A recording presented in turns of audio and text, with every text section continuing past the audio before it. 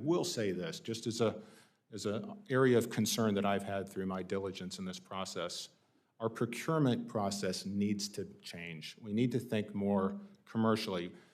The men and women at the FAA are telling me that if we run the normal commercial process, we're going to be 3 years before we see anything showing up in the airspace. And I think in deference to the families that are with us today, we owe it to them to move quicker. I fully agree with that, and thank you for your leadership and willingness to serve. With that, I recognize Ranking Member Cantwell. Thank you. Mr. Bedford, we had a conversation in my office about SMS in general. And do you believe that the FAA should have a real SMS system for themselves? Well, thank you for the question, Ranking Member Cantwell. Thank you for the time in your office and the substantive conversation that we had. And thank you sincerely for showing leadership last year coming out to visit us at the Lift Academy. So thank you for all of that. I will tell you that SMS is truly the lifeblood, and I'm sure you know that it was in the Aviation Safety Act that we mandated SMS for all commercial Part 121 carriers. So that became the standard, which I think moved the needle on aviation safety in a significant way. Well, it has to be implemented, and you have a general counsel who definitely shortchanged it in the first Trump administration, and I have a fear he's going to shortchange it in this one. So my point is, you and I talked about there's 2 different SMS systems within the FAA. Given the accidents that have happened with both the MAX and this, I think it proves that both of those systems aren't really working. Is it just your viewpoint? Is that your viewpoint, that there's something wrong with the SMS that the FAA is using today?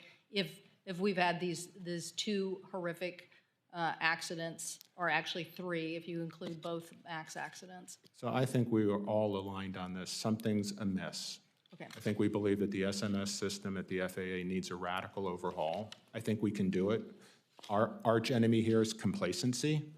You know, not having SMS in a binder on a shelf somewhere, but actively, daily utilizing SMS and safety risk management assessments as we're looking at change. Change itself is not bad. We shouldn't resist change and hide behind a shield of... So you'll help enforce I have so many safety questions. No, go ahead, sorry. So you'll help enforce manufacturers to use SMS. You'll help get a better SMS system at the FAA. As we discussed, it's a key tool to actually doing the job right the first time. Okay, 1,500-hour rule. There's a lot of concerns because you worked for a company, you were part of a lobbying effort, you came here and tried to change this rule. What are you going to do in your term, a full 5-year term as my colleague is suggesting, that I'm all for consistency at the FAA. We got a big job here. What are you saying that you will do to recuse yourself from a 1,500-hour rule that you, as administrator, could initiate? So during your term, will you initiate such rule? Thank you for the question, Senator Cantwell. I'm sure I'm going to get that question multiple times today, and I'm looking forward to actually clarifying the record on that. But I can tell you the President's vision right now and what we've discussed is the urgent need to modernize the air traffic control system, fix the FAA staffing shortages, and redesign the NAS for emerging technologies and innovation. So that will be my uncompromising focus. I get that, and I appreciate that. But people are going to want to know, families who've lost loved ones because of the safety implementations that have taken place, they want to know whether you're going to lead any effort to change that rule while you're administrator. So you can think about it some more for the record. You can give us a firm written answer, but I think a lot will be depending on that answer. I appreciate that. Because people, you helped fund and lobbied for a change for it. Well, so, if we have time, I can respond to that now. Yes, but could I ask you something else first, and then we can go ahead. Back to that? Of course. A very important issue we also discussed in my office is this C-band, high C-band sale that my colleague and others are proposing as part of this bill. And last time we ran into a lot of interference on that. So we have joint studies that say this is a safety issue. What is your view? Well, my view is I'm not informed enough to formulate an opinion. I can tell you from a past experience, we felt very rushed in terms of spectrum sales and rolling out the technology. So I hope we've learned some lessons from the past and will be much more collaborative and coordinated before we simply execute a plan. We need to ensure that the aircraft are operated safely within our nation's airspace systems, especially Class B airspace at congested airports. Well, what's going to happen if this goes into effect? Well, honestly, I don't know where the spectrum bands are, so I can't speak, competently about the issue. I can Well, we tell had you a we're very different concerned. conversation in my office, and you told me that the last interference was a big problem, and you told me that this would be a big problem. And so I need consistency, because it follows the 1,500-hour thing. You can say now, I'm not gonna do 1,500 hours, but if you get in there and then you get pressured and you do 1,500-hour changes, it's a different story. And on this, in my office, you clearly said there were interference issues, it was a mess, and you definitely didn't want to have future altimeter problems. We can't have sale of spectrum and then have altimeter interruptions or problems. We need to work cohesively on test bedding these issues. I couldn't agree more. Okay, so do you have concerns that this is premature to move this without that test bedding? The record is clear. We had significant challenges with the last spectrum rollout. We had interference with radio altimeters. We needed to invest in our aircraft with filters to make sure that they could operate safely. I said, for the record, that we should learn those lessons of the past and act more collaboratively rolling out. So I am advocating. We're not acting collaboratively right now, I can tell you that. Okay, so I see my time has expired. I do want to clarify, you are for us closing the ADSB loopholes, right? And moving forward on ADBS in and out. As part of Next Gen, the whole system, you're for moving forward. I am supportive of ADSB-in and ADSB-in-like technologies that put more control in the cockpit, alerting our pilots of traffic that's impending in their areas, yes. And that would be including requiring our military operators in airspace to also operate visibly. And ADBS out too, just in the transmission, making sure they do both. And TCAS, and making sure that our warfighters' equipment's also properly maintained and working on both TCAS and ADSB. Thank you, Mr. Chairman. I would note, Mr. Bedford, that Senator Cantwell asked a series of questions about spectrum auction, and Senator Cantwell has previously stated that this committee's spectrum pipeline language would require the FCC to auction at least 100 megahertz in the upper C band, which is 3.98 to 4.2 gigahertz. That's true. What's not true is the claim that this poses a risk to aviation safety. First, the language provides 2 years for an auction to occur. Ample time, especially since the FCC has already begun work on this band. And secondly, the bill requires auctioning less than half of the spectrum in the band, giving the FCC and industry significant flexibility to avoid any adverse impact on aviation. The lower C band, 3.7 to 3.98 gigahertz, which was auctioned a few years ago for 5G use, did prompt concerns about interference with radio altimeters. But despite this, there was no widespread disruptions or accidents. Mitigation efforts worked. That episode forced the FAA, the FCC, NTIA, and DoD, and industry to collaborate closely, and it worked. That coordination set a model for future spectrum decisions that is incorporated into this committee's bill. Transparency, urgency, mutual respect, and problem solving.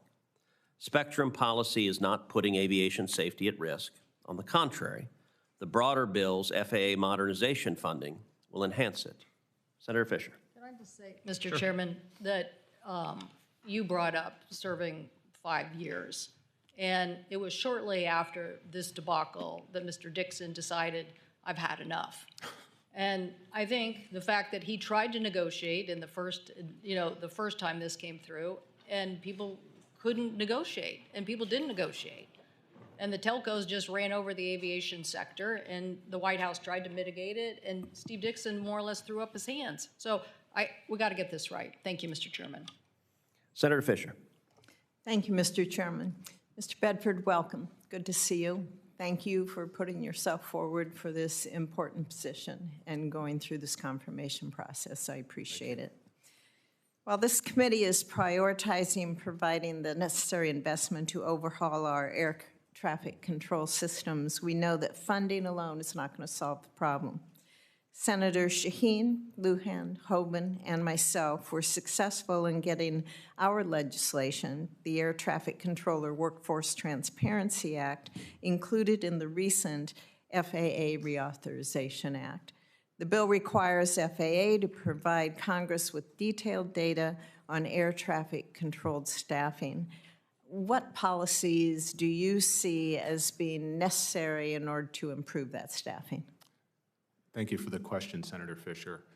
It's a key element of my thought process going into the FAA. As I mentioned in my opening statement, the President gave me an opportunity to do some diligence before accepting the nomination. And in talking with the team at the FAA, the leaders that we have there, obviously staffing is an issue, but when you try to understand what tools they have in order to assess their staffing needs and to optimize the workforce, their productivity, and have adequate reserve levels, there just isn't much there. The cupboard's pretty bare when it comes to how we're scheduling the 17,000 controllers and supervisors in our nation's air center. So I think there is some low-hanging fruit there that we can use to improve the tools that the FAA has to manage staffing, manage our productivity, manage our reserve coverage in a way that might close some of these gaps. Clearly, that has to be done in concert with growing the staff and make sure that we're utilizing all the resources that we have to train controllers of the future. I look forward to working with you on being able to meet the needs that we have when it comes to our controllers. Yes, ma'am. Mr. Bedford, aviation, manufacturing, and maintenance is a prominent industry in the state of Nebraska with $2.7 billion in economic output in my state. These companies are dependent on the FAA to ensure adequate safety, oversight of aircraft, and enable products to get to market in the international marketplace. I'd like to understand your thoughts about the importance of the workforce and resources for the FAA's Aviation Safety Office, which is responsible for the oversight of manufacturing and maintenance. Given your experience in the industry, can you elaborate on why this activity is important to innovation, competitiveness, and to leadership for the United States in this area? Absolutely. Thank you for the question. We discussed it a little in the office, but We did, and I think people need to hear this. I appreciate the time that you offered. As Chairman Cruz mentioned, we have made significant investments over the last 7 to 8 years in our LIFT Academy, not solely developed or focused on pilot development, but also focused on maintenance technician development. And one of the challenges, I think we have two challenges, frankly, that we had to overcome in Indiana. We had to work with our high school guidance counselors to stop saying college, 4 years universities are your only pathway to success. They're not. Vocational jobs, technical jobs that we have in airframe, power plant, and technical positions are highly skilled and highly remunerative positions. And so we took matters into our own hands and created an earn-to-learn ab initio program for maintenance technicians. It's a 3-year-long journey, but we pay young men and women to come, and it's $70 an hour. It's not great money, but it's earn to learn. There's a model there that works. There are kids that are technically skilled, great with their hands, have a passion for aviation, and can serve in so many, whether it's manufacturing, whether it's actually in a hangar for us, whether it's in aviation construction. There's just so many opportunities for growth and well-paying jobs. So I do believe the FAA can help lead in workforce development. Very good. In the 2024 reauthorization, it included language that I championed to require the FAA to create a public-facing portal so applicants can track the status of their certification requirements, their applications. This portal is designed to improve transparency and help address growing stakeholder concerns over a very long and I would say somewhat opaque certification process. Do you see this as an important tool for rebuilding the industry's trust in that process? And if confirmed, will you prioritize completion of the portal and ensure that FAA meets that 30-month timeline for delivering a recommendation? Thank you for the question, Senator Fisher. You could apply that same transparency across so many domains at the FAA. Talk about medical licensing. We have so many crews at our airline at Republic that have medical issues, as an example, and they go into a laborious process with no transparency and I don't know what level of accountability either, and they're essentially unable to earn income while they're waiting for their medicals to be reinstated. So I think there's, again, if we can figure out, if Domino's can figure out how to show you where your pizza is in the delivery cycle, we should be able to figure out how to communicate with stakeholders, including our user customers, on where they are with medical situations, licensing situations. But in fairness to the agency, there's a million of these different licenses around there. So I don't know. I would think in a 30-month timeline, though, to get this up and running and make sure it can work, that you could have like a basic plan, a basic recipe, no matter how many different applications it's going to apply to. I think that's exactly right. The application can work across these domains, so we can get it right once and then apply it across the agency. Thank you. Thank you. Thank you, Mr. Chairman. Senator Kim. Thank you, Chairman. Mr. Bedford, thanks for coming on out. You know, in my home state of New Jersey, the top issue when it comes to the issues we're talking about here is still about Newark Airport. If you are confirmed, you would be coming in as we are rapidly trying to build solutions to be able to give assurances to the people, not just of New Jersey, but around the country and frankly internationally that are transiting through. Can I get your assurance that this would be a top priority for you if you are confirmed and sworn into the job? Thank you for the question, Senator Kim, and especially thank you for the time that we had in your office. It was, I thought, a thoughtful and robust conversation. Like Reagan National, Republic is a huge user of the airspace at Newark, and I have to tell you, April and May were really, really tough months for us. In full disclosure, the industry works collaboratively with the FAA to ask how the agency is staffed and if it can manage the schedules that we'd prefer to fly, and they'll tell us, no, we can't do that, we want you to schedule this. So there's a lot of transparency and cooperation going on there. So it's really unfortunate for us when we schedule flights and then we can't deliver for the American traveler for holidays, weddings. We had two folks I know that couldn't get to where they needed to go for a family wedding. It's, it's not acceptable. So I will absolutely pledge to work collaboratively with you, with this committee, to make sure that the FAA is working with our industry partners proactively managing these situations. No, look, I think that's important, and I'd love to be able to engage with you because, you know, I went out to the Philly TradeCon, out to Newark Airport, but when I tried to follow up with the FAA and have a briefing from them to go through some of what I heard about, I'll be honest with you, we haven't heard back still. You know, that was what, looking at my records, May 21st that we put in a request for a briefing from a FAA. So I guess I just want to ask you, you know, if you're in the seat, you know, do you promise that you're going to work with this committee and also be able to address issues of individual senators, especially when there are particularly challenging issues within their home state?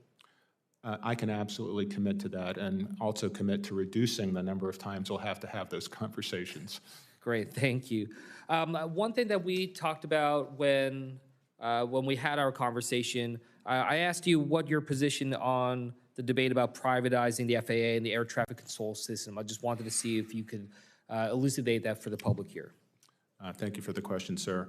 I hope I'm not telling stories out of school, but when I met with the president in the Oval Office, he had asked me if I'd ever been in the White House before, and I said I actually had, and he asked when. And I said, well, in 2017, and he kind of gave me a look about, well, what were you here for? And I said, well, that was the last time you announced you were going to overhaul the air traffic control system. And he kind of chuckled and asked me, how did that work out? And it didn't work out so well. And if we're honest, it was because industry hijacked the conversation and turned it into a privatization debate. And we spent 3 years arguing about privatization, and we missed an opportunity to fix the system. We can always have a privatization debate, and we should at some point have a debate on whatever the merits are for funding continuity and visibility and contracting. But now's not the time for that debate. Now's the time to focus on getting the work done for the American people to rebuild this system. And that is President Trump's vision. That's what, his vision's what motivated me to. So your focus right now is on modernizing, but that doesn't necessarily include privatization as part of the conversation. Right now. As if confirmed as FAA nominator, you know, confirmed as the administrator, sure. I will certainly have an opinion I'll be willing to share, but not now. I think now is just not the time to have the privatization conversation. So much of the conversation we are having right now is about safety, and so two issues I just wanted to raise here. First, you know, I talked to you about the facility we have in Atlantic City, the Hughes Tech Center. Yes. Love for you to come down and see it, but I just think that this can play a critical role in terms of how we process our thinking in terms of moving forward on safety. Does that make sense to you? I mean, trying to make sure we're mobilizing resources like the Hughes Center to be able to push forward and do the testing needed to be able to modernize in a safe way. Absolutely. I have to tell you, my eyes have been opened about the amount of research capability that we have. Texas A&M as an example, the research centers in the New Jersey area. I mean, we have we have them right here in McLean with MITRE. So we've got a lot of capability out there, but we need to create a strategy on how we're going to work together and collaborate. We can't have everybody working on exactly the same problem. Yeah. We've got a lot of challenges. Let's get the best minds working on it. One last issue I just want to raise. End of last year, we had an issue in New Jersey where there were all these reports about drones flying overhead, and there was a lot of confusion about it. And frankly, a lot of the sightings turned out to be aircraft in the distance or whatnot. And I had talked about to FAA about this before. There was questions about whether or not FAA leveraging technologies like remote ID or drone squawking, their location, other things to distinguish appropriate versus unauthorized or unsafe use of airspace, especially near critical infrastructure and sites. Do you see a role for the FAA to try to have a greater ability for us to distinguish what concerns us and what is authorized and not when it comes to drone usage? Yes, sir, I do. I think the FAA has to play a critical role in making sure that drones and AMM also integrate safely into the NAS. So we need to have a seat at the table. We should lead. I think the challenge we have right now is, focusing on the NAS and making sure that we can walk and chew gum at the same time, that we can successfully, competently execute a plan to rebuild the NAS without holding back aviation innovation. Thank you. With that, I yield back. Thank you. Senator Budd. Thank you, Mr. Chairman. And Mr. Bedford, it's great to see you. I enjoyed our conversation in the office a few weeks ago. Thank you, sir. It was great to see your beautiful family here as well. I understand there's a lot of folks here who had lost loved ones, both at the DCA and the Colgan Air Flight 3407 back in 2009. For those in the DCA, a lot of those were Charlotte-based flight crew, and so we remember them, especially me as a North Carolinian. So more than 15 years were between those two tragic incidents, and that's a remarkable record of safety. But both cases remind us that the work to improve aviation safety, it can never stop. I think you've made that evident in your comments this morning. Following the loss of Flight 3407, Congress passed legislation requiring 1,500 hours of flight time before pilots can qualify for their ATP, or their air transport pilot license. Now, this requirement, without a doubt, improved aviation safety and pilot training, but as a pilot myself, I know that simply flying in the pattern or banner towing, as some mentioned this morning, for over 1,000 hours, it's not enough, and it might even ingrain bad habits and poor technique. So, Mr. Bedford, are there any ways that Congress could improve the 1,500-hour rule to ensure pilots are not only getting enough flight time, but high-quality training as well? And are there new technologies that the FAA could incorporate into the 1,500-hour requirement? Well, thank you for the question, Senator Budd. I do want to just acknowledge within the Aviation Safety Act of 2010, there were many significant movements in aviation safety, including requirements of stall upset recognition and recovery training. Probably the most important was combating pilot fatigue through very rigorous Part 117 time and duty limitations. You legislated requirements for pilot mentoring and pilot development and pilot standards. And as I said earlier, that was the introduction of the requirement for SMS for Part 121 airlines. So when we think about the Aviation Safety Act of 2010, it's just so much richer than just any one of those issues. But I've been a supporter of 1,500 hours, contrary to what some of the press might say, because it did require structured training for an ATP CTP. That requires at least another 30 hours of classroom curriculum. It requires at least another 10 hours of advanced flight simulation training, requires the successful completion of a written exam, and a multi-engine check ride. So I am a big supporter of structured training as opposed to pure time building. And for the record, the FAA agrees. The FAA promulgated multiple pathways under its authority, a 1,250-hour pathway, a 1,000-hour pathway, and a 750-hour pathway, because they concluded the data supported that advanced training and structured training produces safer outcomes and more proficient pilots. So my North Star will always be safety, not equivalent safety, but better safety. Thank you for that. So if you're confirmed, you'll likely oversee a multi-billion-dollar project to upgrade and modernize the ATC. That project comes at a time when multiple new aviation technologies are scheduled to enter the national airspace, such as drones, eVTOLs. They've already begun limited operations. And on Friday, President Trump signed an executive order requiring the administrator to repeal the prohibition on overland supersonic flight. I couldn't be more grateful to the President for his leadership on this issue, and I look forward to working with this committee to advance the Supersonic Aviation Modernization Act to codify this executive action. Mr. Bedford, will you commit to implementing the President's executive order if confirmed?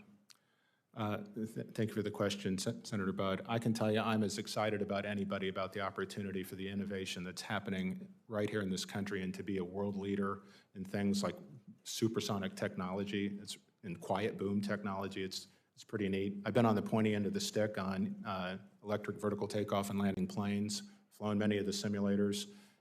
That's exciting stuff in terms of creating urban air mobility. And we haven't talked about it, but reconnecting many of our rural communities through the use of these very cost-effective tools, these aircraft integrated in our NAS. So yes, I would absolutely look forward to getting to the fun stuff of innovation in America. Thank you. Boeing's MAX 7, MAX 10, the 777X, and the 777-9 are currently in the FAA certification process.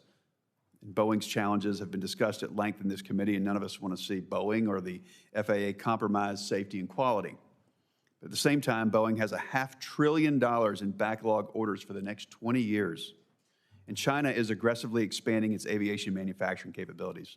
Mr. Bedford, how will you ensure that the FAA has the skilled workforce, technical capacity, and institutional focus needed to ensure a timely and rigorous certification process of these aircraft so the U.S. can maintain its lead in aviation manufacturing and not lose ground to China? Well, thank you for the question, sir. I won't call myself a certification expert, but I do believe that there have been, sadly, some really hard lessons learned through the failures of MCAS as an example, and finding the gaps in our certification processes. So sadly, there has been a lot of learning, and it came at a steep price. So I look forward to advancing our certification technologies, processes, employee development around certification, and certainly holding Boeing accountable to deliver a high-quality product safely, listen to its workforce, take the tools that we have to make sure that we're looking at defect rates as an example. It's an indicator potentially of processes in the manufacturing line. So I do believe there's data that we can use to make objective determinations. But we can also help Boeing by not simply saying, this fails. We can collaborate and tell them where the failures are and how we view remedies that can help Boeing move the process along a little bit quicker. Thank you, Chairman. Thank you. Senator Lujan. Mr. Chairman, I would yield to Senator Duckworth, who is here before I was boss. All right, although I will say, at least in the gavel rule, Senator Fetterman is next on the... I'm fine with that too, Mr. Chairman. All right, Senator Fetterman.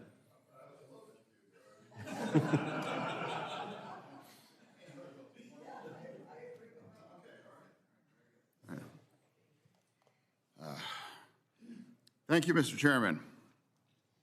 And welcome, and welcome. I think I'm going to say something again because I think it's absolutely true.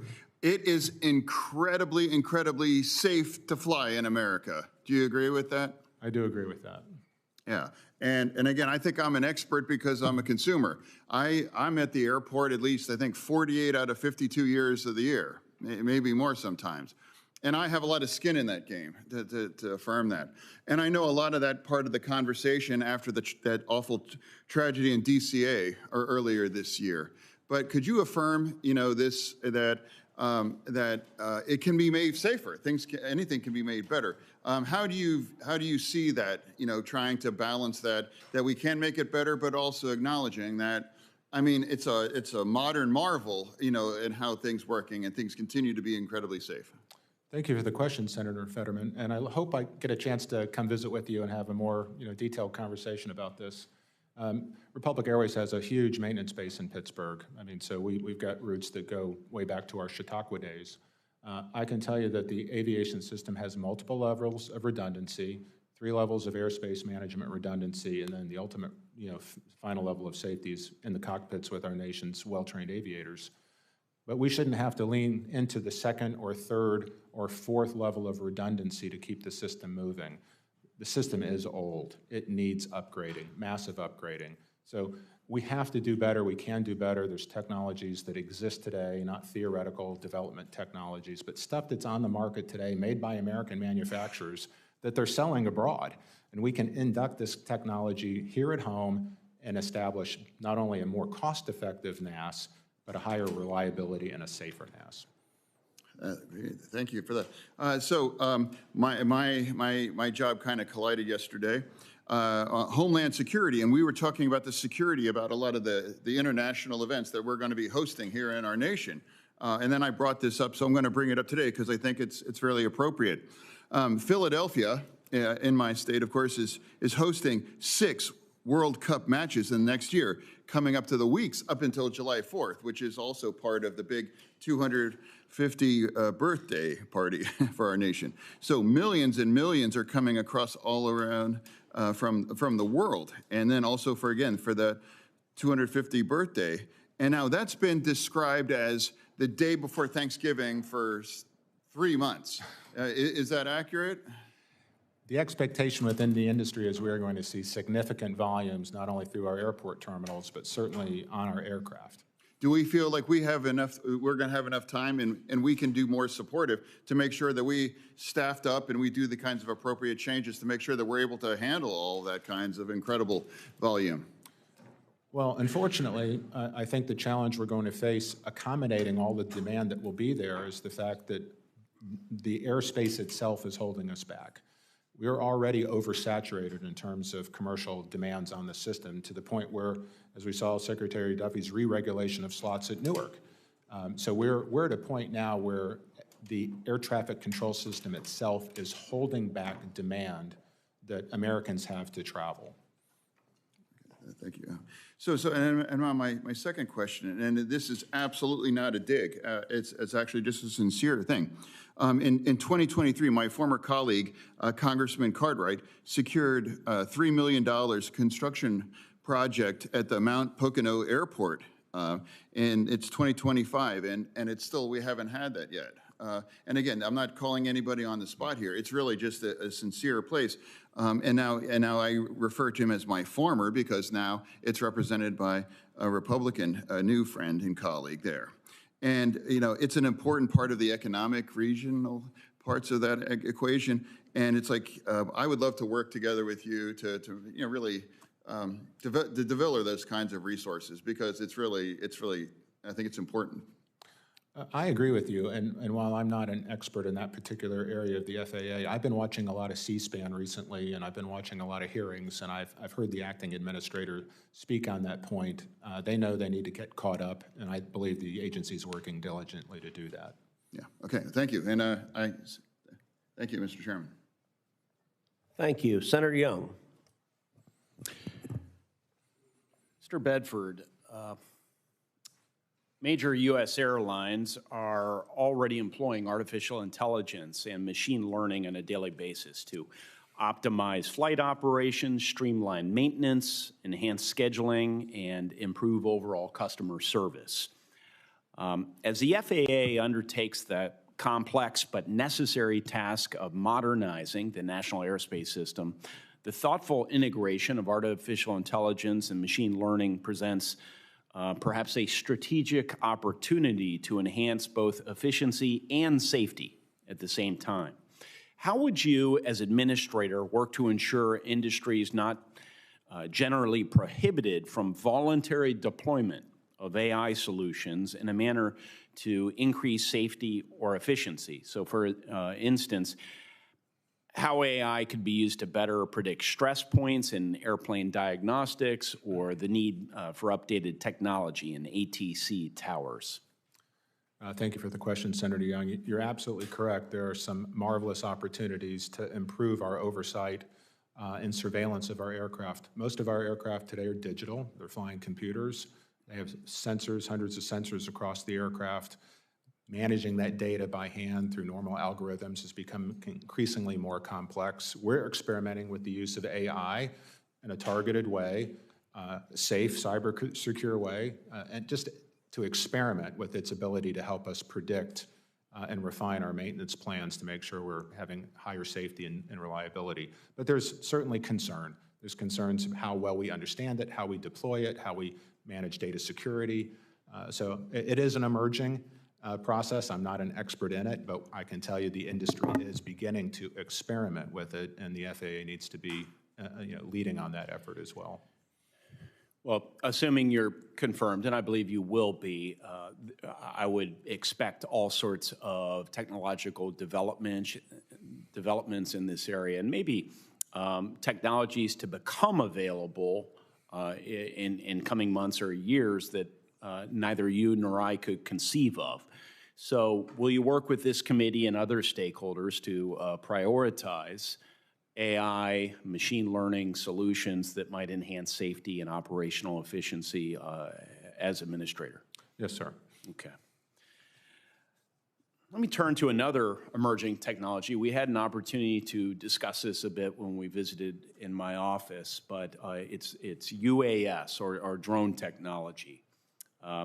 As we look at the ban on DJI drones, which I actually think was appropriate, we're going to have to look at how to dramatically boost our domestic production.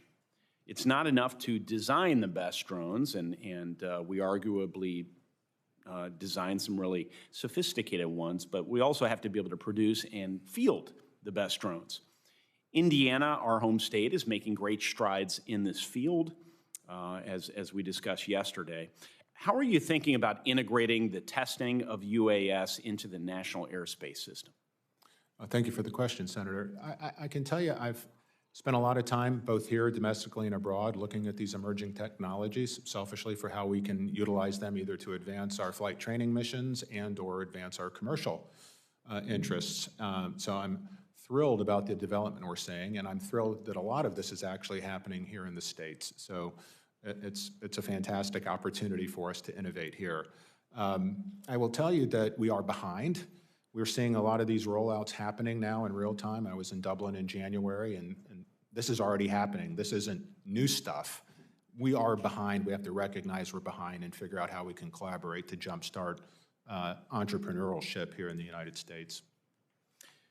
Well, I agree, and to the extent that having a stable and clear regulatory atmosphere around UAS is fundamental to continued development and ultimately deployment of the systems, I'm all in, and not just all in to work on this committee, but to work with you. Would you welcome that sort of collaboration? I would sincerely welcome that. Okay, excellent. Well, I want to do the best I can to support the President's leadership in this area. I noted his recent executive order on boosting domestic drone capabilities. Absolutely. Last thing I'll touch on, just very briefly with the Chairman's indulgence, is, of all things, affordable housing near airports. This is in recognition of the valued work that you're intimately familiar with of our low and moderate income workers in and around airports, from maintenance crews to custodial staff to food service workers, baggage handlers, security personnel, ground transportation staff. They all need places to live. It's not uncommon for them to face significant barriers to accessing affordable and conveniently located housing, as I would also add, to the extent we want workers of long standing who touch on the safety impacts of our whole aviation ecosystem. We want to retain those workers. We ought to be accommodating their housing needs near airports. So given all these persistent challenges and value propositions, would you be open to exploring potential partnerships with housing professionals, airport authorities, and municipal stakeholders to develop workforce housing solutions in areas that are outside of FAA restricted areas, but within airport authority or municipally owned land?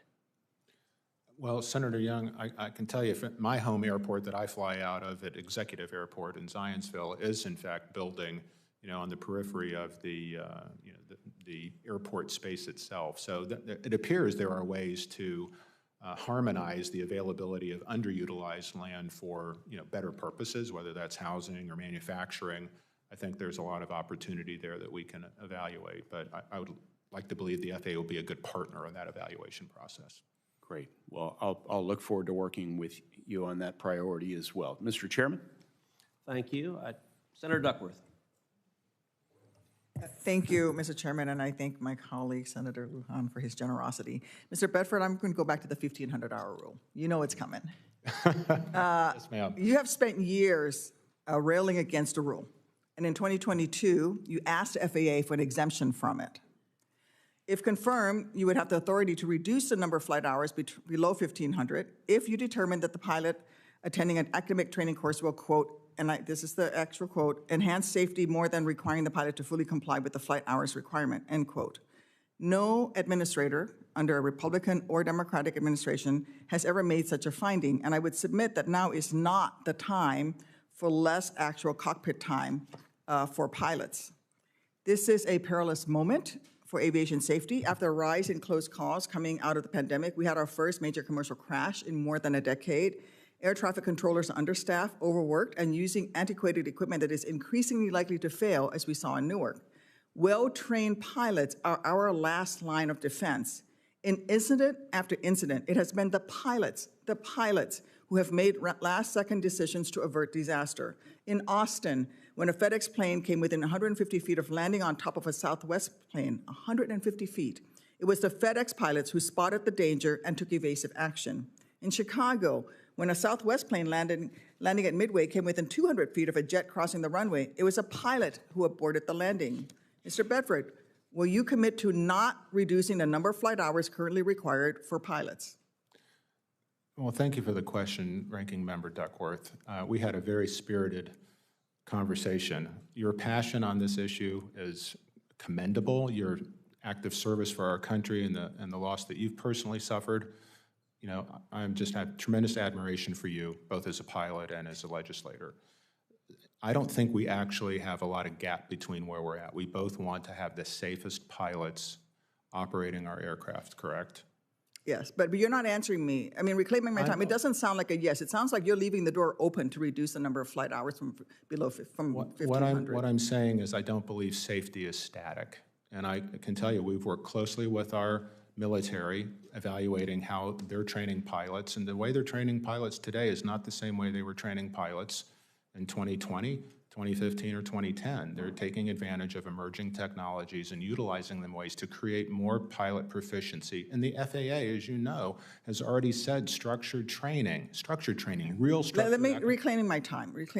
I think you should probably read an article about Army aviation pilot training. They're actually seriously re-looking at it because they've relied too much on technology. And in fact, there's an article out, a statement from the Army's flight training, the general in charge of flight training, saying actually they need to return to the basics because they're relying on too much technology. Will you at least commit to not reducing the number of flight hours until FAA has fixed the air traffic controller staffing shortage and modernize our nation's air traffic control equipment and facilities? Ranking Member, I can say two things. First, this is not my priority. My priority is fixing the air traffic control system. I met with the families of 5342. This is top of mind across the country. When I fly, and I fly frequently, customers come up to me because they see me talking to our pilots and they ask, when is it going to get better? I'm like, what do you mean? Like all of it. When is it going to get better? And that is my guiding. And also maintaining safety. I will not roll back safety. There won't be safety loopholes. I commit to you, we will never do anything to reduce the safety and competency of our pilots. Okay, so that's still not a yes answer to my question. Will you at least commit to taking any potential changes to pilot flight hours before the Air Carrier Training Aviation Rulemaking Committee, or the ACT-ARC, and abide by their consensus recommendation? I am telling you, I won't unduly influence a process one way or the other. The data will either support it or it won't. Will you abide by their recommendation? Most likely. I haven't seen it. I can't commit to things that I don't know. Okay, but I can commit to you that we will not have anything that would reduce safety, full stop. So I've asked you four questions on whether or not you will unilaterally reduce the 1,500-hour rule, and and that you will resist it, and at no point have you answered yes. So you are leaving the door open. On to the next thing, Boeing oversight. In October, the Department of Transportation's Inspector General found FAA's oversight of Boeing was not effective.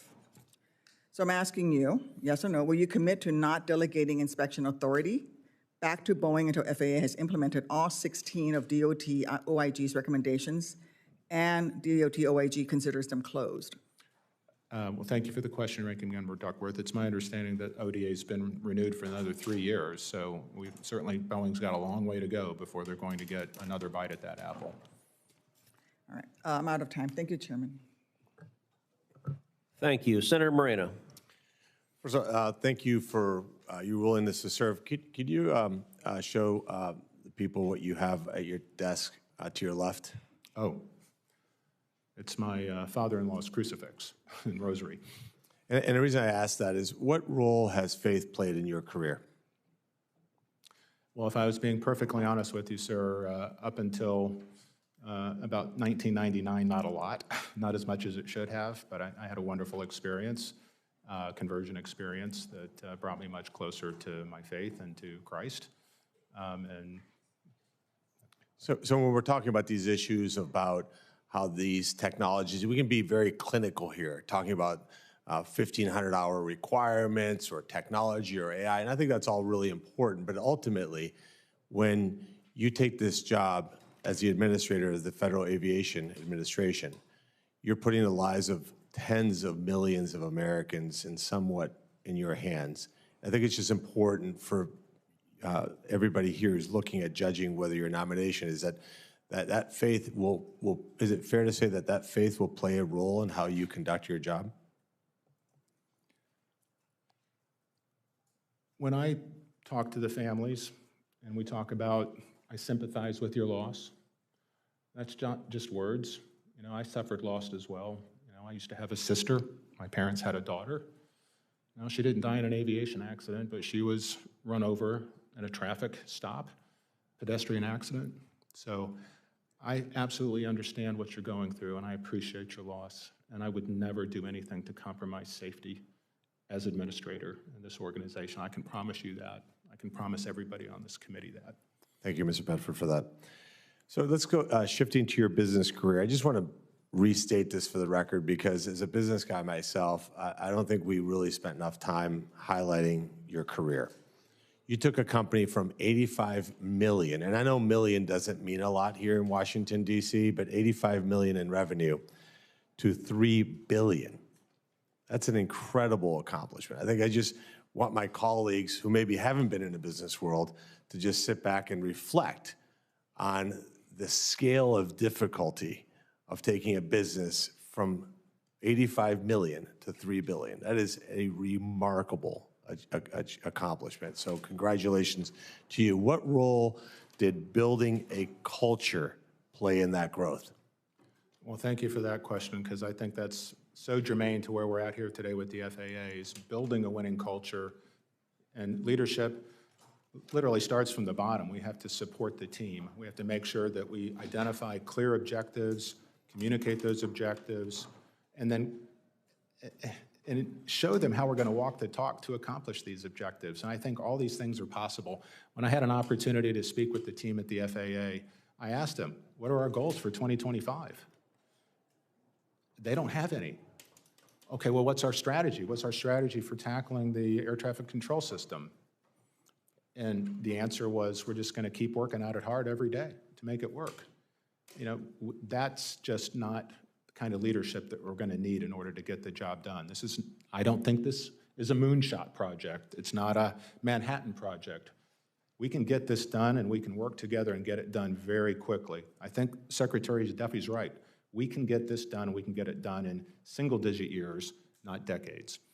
Well, if you take just a fraction of your track record and your success and you implement that at the FAA, I think you're going to leave your kids and grandkids an incredible legacy. So it's amazing that God puts us in different places at different times, and He certainly put you here in this charge. My final question is this. Are you familiar with a piece of legislation called the One Big Beautiful Bill Act?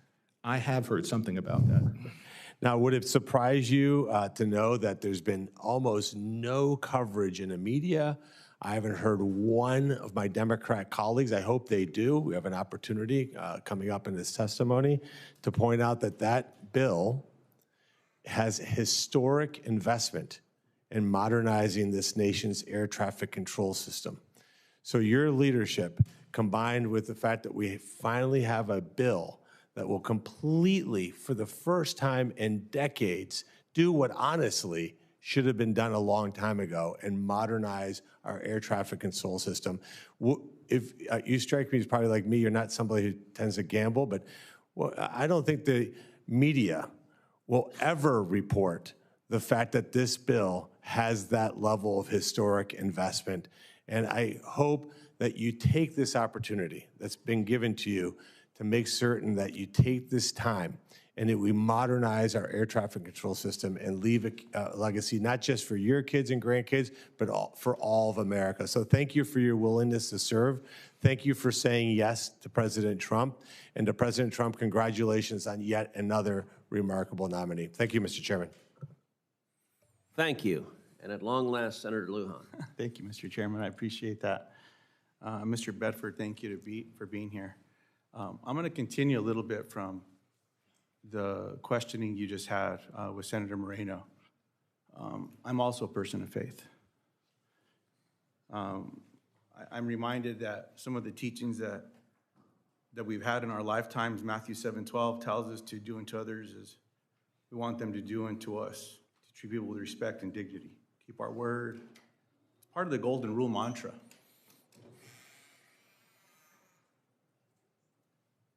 There's times in our lives where we're affected by something, tragedy.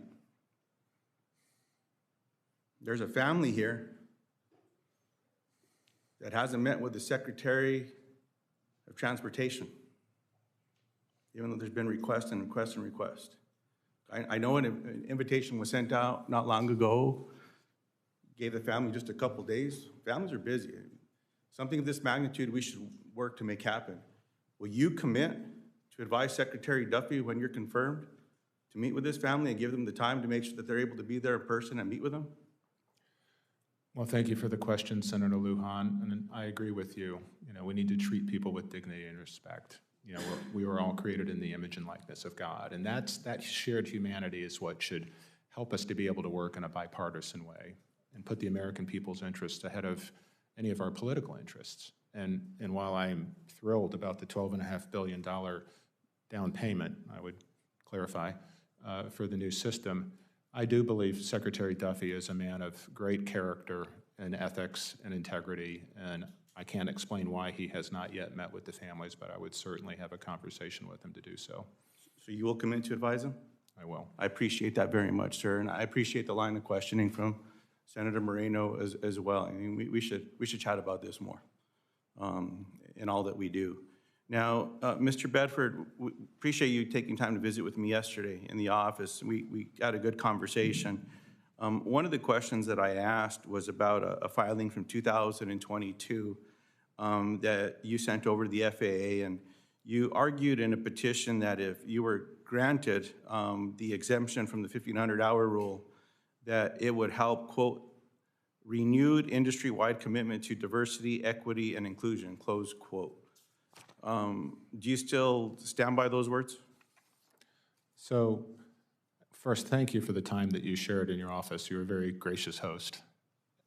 I can tell you that when we established the Lift Academy, what we were trying to do is open the aperture of economic opportunity for families who otherwise can't afford to do flight training. And we all know those families that are on the lower end of the wealth scale, who they are and what they look like. That shouldn't keep anybody out of being able to take advantage of these transformational careers. So I do believe an alternative to asking families to take on $300,000 or $400,000 of debt, or us begging government for student loans so they can leverage these families to take on debt, we as industry can work collectively to open that aperture, and we're doing that at the Lift Academy. Now, it's not free. We're asking people to come work for us for a year. I asked my own son, if you want to fly, and you want to go to lift, you need to come work as a crew scheduler for a year. He did it for, I think, 16 months. Congratulations. They demonstrate their character, their reliability, their intellect, their teamwork. I mean, so we get a chance to essentially take them out for an audition, and then we give them a 50% discount. Now, we ask for something in return. We ask for them to come work for us, as we do the folks that were on our Earn and Learn technician program, which I think is perfectly fair. So, but what we're doing, and I can't remember Satrina's last name. She came to us, she spent 1.5 years as a flight attendant. She applied to our academy. As you can guess, Satrina, she's a person of color. And she went through our lift program. She completed her first officer training with Republic. 3 years later, she upgraded to captain with us. And just recently, she's taken a job with American Airlines. Mr. Bedford, my time's quickly going to go away. Do you stand by those words? I absolutely stand by. We need to do more to create economic opportunity for those who have little. I'll take that. Mr. Bedford, in your petition, you also noted that access for underrepresented communities, you would, quote, see no adverse impact on safety. Do you agree, yes or no, that the United States can promote diversity in the aviation industry without compromising safety? So I agree there's no check-the-box requirement here. If you've got the chops, the skills, the mindset to be able to do the work, I believe in a meritocracy. We just have to give them the opportunity to demonstrate that they've got the capability to do it. We fail out 60% of our private pilot students that don't. I mean, we run a rigorous program. So you can try, you should have the opportunity to try, but if you can't do the work, you can't do the work. Mr. Bedford, that sounds like a yes. I'll give you a chance to say yes or no. I think we're saying the same thing. Sounds like a yes, and I'll take that. Do you believe the DCA collision earlier this year was caused by DEI policies? Okay, I don't have any earthly idea what role. I appreciate that. I yield back. Thank you. So, Mr. Bedford, I just want to second that Senator Lujan is a phenomenal host, and I hope he gave you the spicy pistachios. With that, I recognize Senator Peters. Thank you, Mr. Bedford. Good to see you here today, and thank you for taking time in my office last week. And as you recall, when we were together, we discussed the Gerald R. Ford International Airport in Grand Rapids. It's a small hub airport and that is growing, but its 62-year-old tower is a growing safety risk with line-of-sight limitations that are physically limiting the airport from expanding to meet the demand that continues to grow. And I know you have some firsthand experience with that as well. I know that the tower at GRR is one of the many backlogged FAA towers in need of replacement. This administration, without question, has made a lot of promises regarding investments into air traffic control facilities.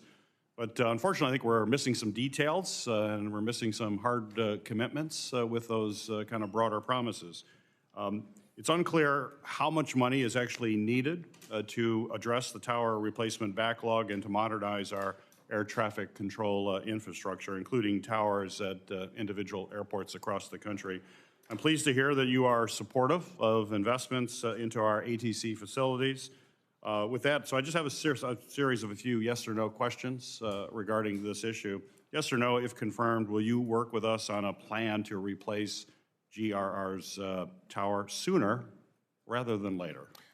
Well, thank you for the question, Senator Peters, and I thank you for the time in your office, by the way, and I have to give a quick shout out for all the folks in Michigan who are watching the hearing today, so they're looking.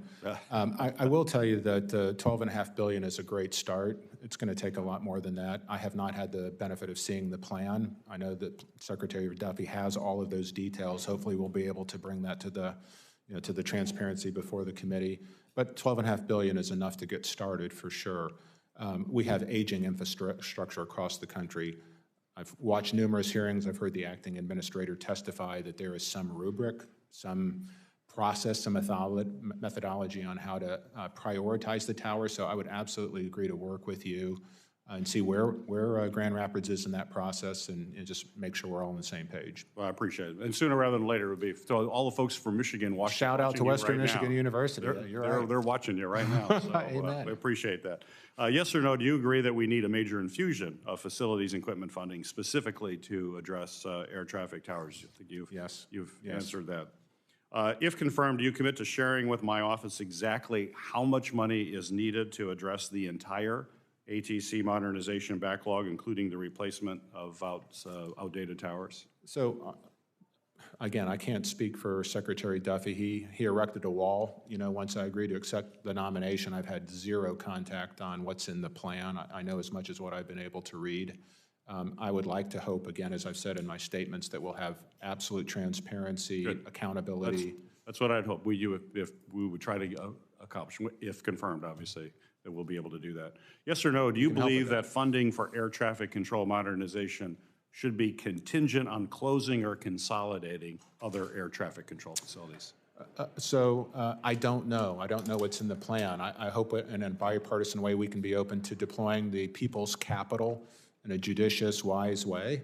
So I'd be willing to work, again, with the Secretary, with the President, with this Commerce Committee to make that happen. Well, if confirmed, would you support the closure of any air traffic control facility without consulting air traffic control staff and representatives from the region, or will you include them in the process?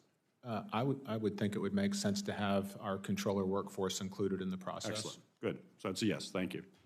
Mr. Bedford, you have been outspoken regarding your support for Essential Air Service program, and I want to emphasize again today my concern for Michigan's 9 EAS airports due to the proposed $308 million cut to Essential Air Service. And I know we've had this good discussion that attracting service to rural areas, holding airlines to their commitments, and ensuring that this program receives the necessary funding is going to be a continuing priority for the state of Michigan, second in the country in terms of essential air service to get to all of our areas, particularly in northern Michigan. I know that's not directly within your purview for the FAA, but I think it's likely that you will soon be in the room, if confirmed, when those changes to the program are discussed. So in that scenario, will you commit to me that you're going to continue to advocate for EAS airports and advocate against the kind of cuts that's going to limit service to our rural areas in Michigan as well as around the country? So I believe I saw in Secretary Duffy's testimony his commitment to EAS. It's obviously something I'm passionate about. I did all my flight training at a Flying Cloud Airport in Eden Prairie, Minnesota. I've gone to all of the airports from Bemidji to Brainerd to Duluth. So keeping these airport communities connected to the system is important. But the cost of EAS has exploded, and I think there's an opportunity now where we can look at these emerging technologies that are going to find a much more cost-effective and affordable solution to connect and reconnect many of the communities that we have, and do it in a cost-efficient way so that our tax dollars are going most efficiently deployed. Great. Thank you very much. Thank you, Mr. Chairman. Thank you, and I will say the Minnesota shout-out right before Senator Klobuchar's questioning was very well done. Well, I've been so looking forward to meeting you. Very good. Well, thank you, and thank you for your willingness to serve. Not only were you using those airports, you're a former CEO of a Minnesota-based regional airline, Mesabi, near and dear to my heart, only because the name Mesabi is the Iron Range where my dad grew up. Sleeping Giant, yeah. That's right. And we also have strong connections to aviation from our regional airports to the major hub at Minneapolis-St. Paul, which I think once again was voted the best airport in North America. And we also have Cirrus Jets, one of the few domestic manufacturers. Yes, exactly. So we care a lot about aviation. And so my first question is, I appreciated your answer on EAS, but could you just talk about the importance of federal funding to upgrade our airports, like our air traffic control towers? Minnesota is home to one in Duluth that Representative Stauber, my counterpart in the House for that part of our state, have been working on. It's the third oldest one in the country, often floods. And could you talk about the need to upgrade our air traffic controllers? I discussed this with the Secretary when he was sitting in your chair. Well, thank you for the question, Senator Klobuchar. And I hope we get an opportunity to have an office visit. We can have I'm sure we'll make that work, yes. A longer policy conversation. But I think the need is universal and bipartisan. Both here in the House, there's a strong recognition that the system needs significant investment.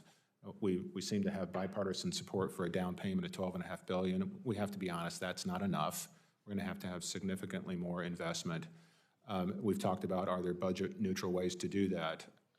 I think we can for sure look at the $5 billion a year we're investing in sustainment of the current system and look at that as a future savings opportunity. And in an industry, we can present value that back to something that could be over 10 years worth $40 billion of savings to the Treasury. So yes, I think this not only is urgent and necessary and will help, increase our ability to service, emerging technologies, but I do think there's a very strong payback to the Treasury and to the American taxpayer. Good. In your testimony, you mentioned the chronic staffing challenges at our air traffic control centers, and we must ensure our air traffic controllers have the staff they need to keep our skies safe. I did work with former Senator Braun to include a provision in the FAA reauthorization requiring the agency to conduct maximum hiring of air traffic control candidates at the FAA Academy.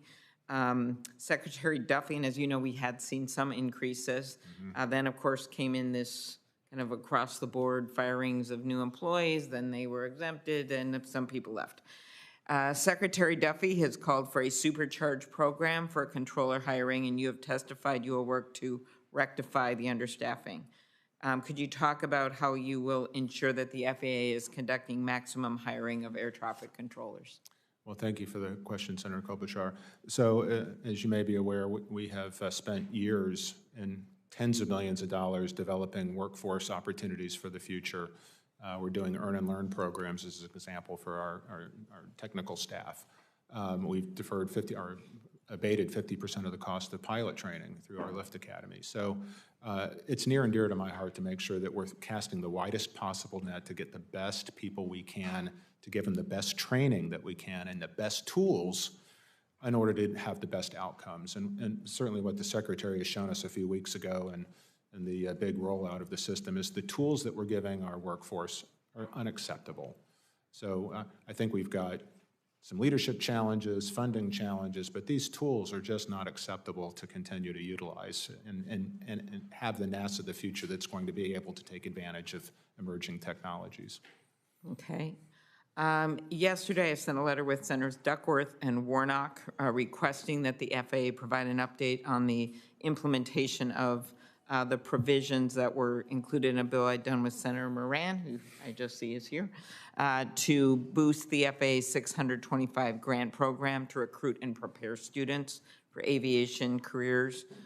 Do you believe it is critical to fully fund the FAA at the levels authorized under the FAA bill?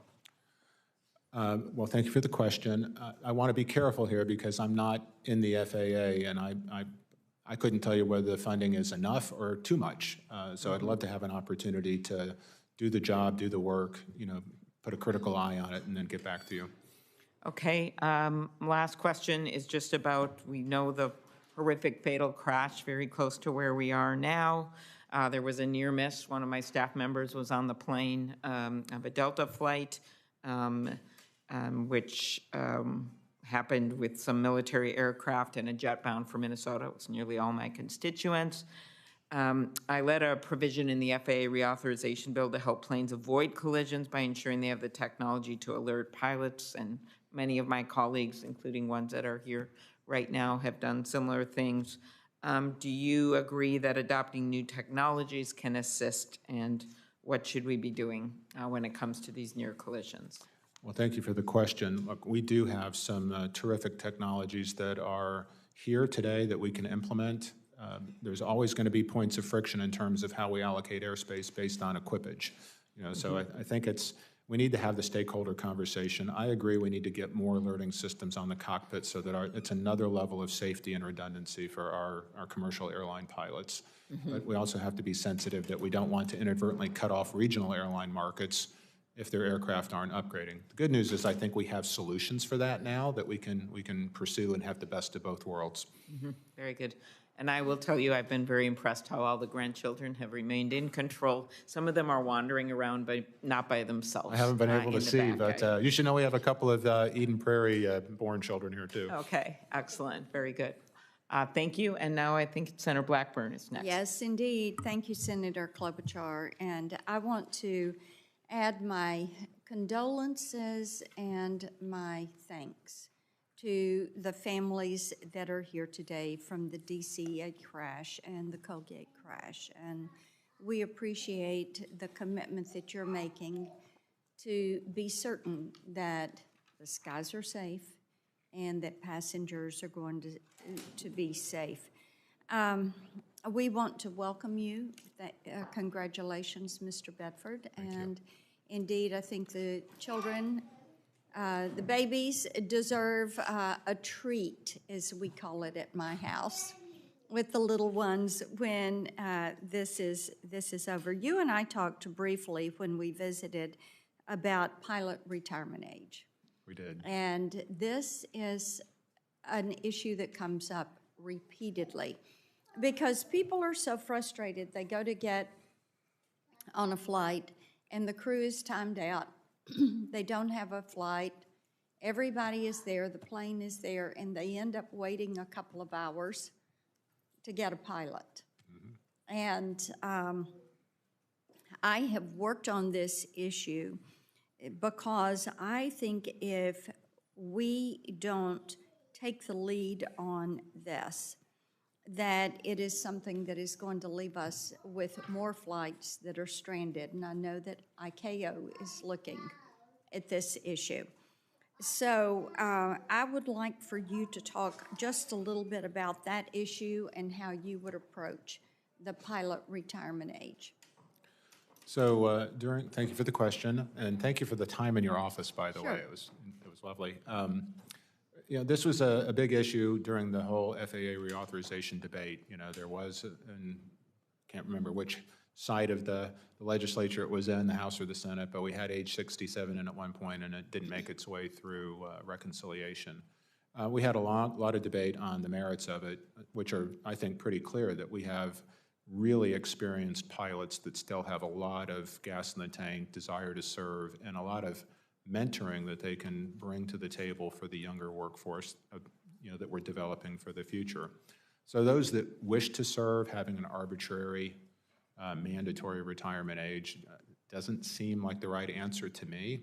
But then there's the logistics of the fact that these men and women are actually at the top of the, you know, the fleet food chain. They're flying in the left seat of the most advanced wide-body aircraft across the planet, and that's great. We have to be sensitive to the fact that the disruption that it would cause if, in fact, they can't operate wide-body airplanes and have to be, you know, deregulated down to a narrow-body jet may prohibit them from even wanting to serve. So ICAO has now somehow become very critical in the process to encourage them to increase global retirement age. We've successfully accomplished that, moving from 60 to 65. I think it's absolutely possible to accomplish that in a reasonable period of time. Well, thank you for that. Talk for a minute about your record at Republic, because you did transform that airline and you increased the fleet, you increased revenue, and you kept an eye on safety. So I want you to talk about that commitment to safety and how you carried that out in your career.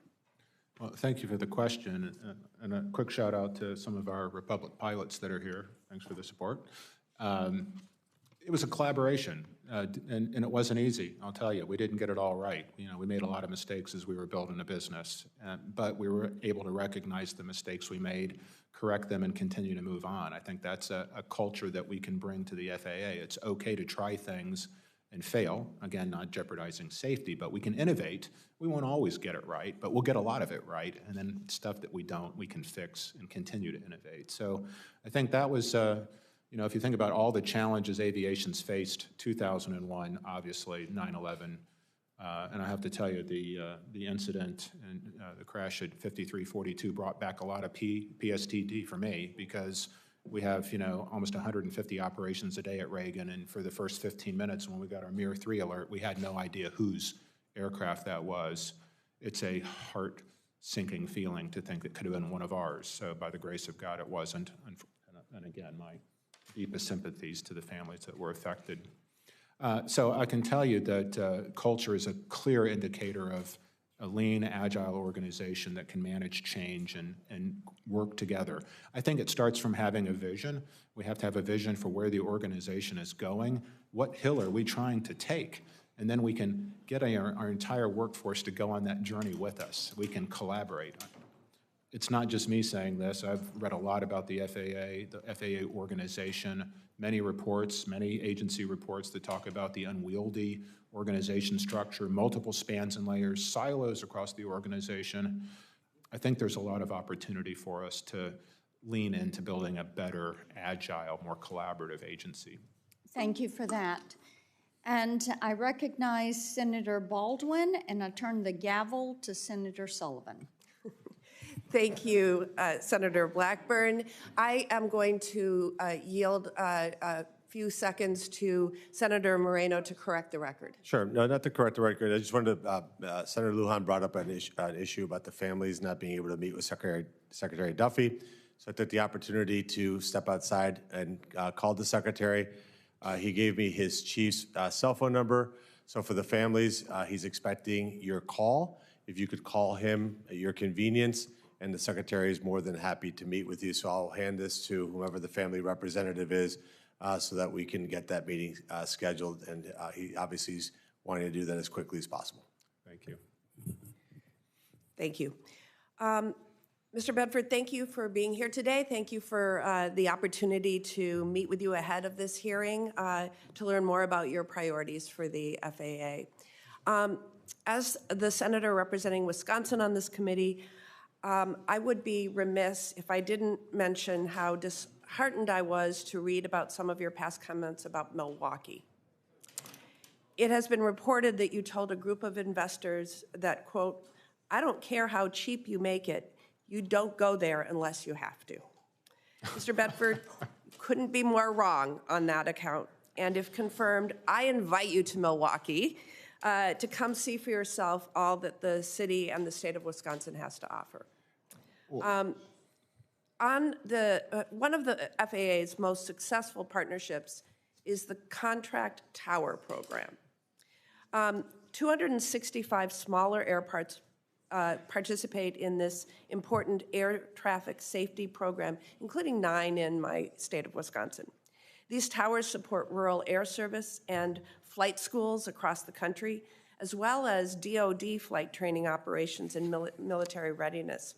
What assurances can you give us today that contract towers will be a high priority for you if you're confirmed? Well, thank you for the question, Senator Baldwin, and thank you for the courtesy of the time in your office. I'm going to push back strongly on that quote. I don't know where that came from, because I've got 2 Marquette graduates back here that are going to be very unhappy if I let that stand in the record. I love Milwaukee. I've spent a lot of time in Milwaukee. You know, we tried to save Midwest Airlines in Milwaukee. Right. It was a brutal, brutal competitive environment. And unfortunately, Milwaukee has lost a lot of direct service as a result of that. We used to have service to Omaha and Duluth and Eau Claire and That's how I got to Washington, D.C. as a member of the House, so through Milwaukee. You know, I would love to see a resurgence of opportunity in Milwaukee. So I'm not sure where that quote came from. Maybe I was drinking. I apologize. Contract towers, I utilize them frequently. You know, it's my own flight training. I'm flying in places like Anderson, Indiana, Muncie, Indiana, and they're all contract towers. So when you think about the fact that we've got thousands and thousands of student pilots, they rely on these contract towers almost exclusively for their flight training. So they're a very vital component of the ecosystem here in the United States. Thank you. Last Congress, I was proud to author provisions in the Federal Aviation Administration Authorization Act that strengthen protections for air travelers with disabilities, many of whom are our nation's veterans. The law includes provisions from my Air Carrier Access Amendments Act to ensure that airplanes are designed to accommodate people with disabilities and that airlines meet accessibility standards, including for individuals who use wheelchairs. Will you commit to enforcing these measures and to working with us to continue to improve passenger safety for all Americans, including those with disabilities? Thank you for the question, Senator Baldwin. If it's the law, of course, we'll enforce it. But I want to tell you that I I think I may have shared with you in your office, and I certainly had this conversation with Ranking Member Duckworth. We've had firsthand family experience with mobility challenges when our daughter suffered a spinal cord stroke that rendered her a quadriplegic. So thankfully, by the grace of God, she's recovered about 85% of her mobility, but we absolutely understand. My wife, Maria, runs a foundation that helps people with mobility issues, providing them wheelchair accessible vans, home upgrades for handicap accessibility. I mean, so this is an issue near and dear to our hearts. I appreciate that. Last question, improving recruitment and retention in aviation workforce needs to be a top priority in the FAA, and pilots are a vital piece of that workforce. We talked about this yesterday. We discussed my Flight Education Access Act that I sponsor with, it's a bipartisan bill that Senator Sullivan is a co-sponsor of. It's aimed at increasing student loan limits for students in flight training programs to help make pilots' careers more accessible by addressing the high cost of flight education and training while maintaining our standards for safety. So if confirmed, what strategies will you implement to increase the pipeline of qualified pilots? Well, thank you for the question. We absolutely have had workforce shortages. Pilots have been critical, but also maintenance technicians. So there's a lot of work to do here to convince young people that these are viable careers, transformational careers where you don't have to spend, time in college. So absolutely, and we've worked together on granting issues and trying to, get our military veterans an opportunity to come into these transformational careers. So I would love to continue to work with you on that. Thank you, I appreciate that. Next is Senator Sullivan. Thank you, Senator Baldwin. I think I'm chairing, and I'm going to call on myself. Mr.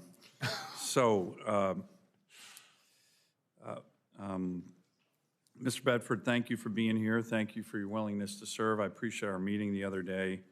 I do want to just add to what Senator Baldwin said in terms of our bipartisan bill, but pilots also pay back their loans at a very high rate, too. So it's a good deal for the federal government. A lot of other people get student loans, maybe not have the highest rate of repayment, but that's not a problem with our pilots. That's another reason why our bill makes a lot of sense.